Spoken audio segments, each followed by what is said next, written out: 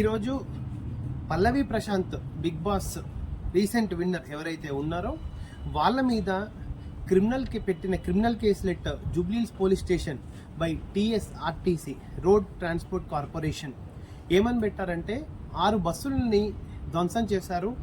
వాళ్ళు అభిమానులు, పల్లవి ప్రశాంత్ యొక్క అభిమానులు, పల్లవి ప్రశాంత్ కాదు.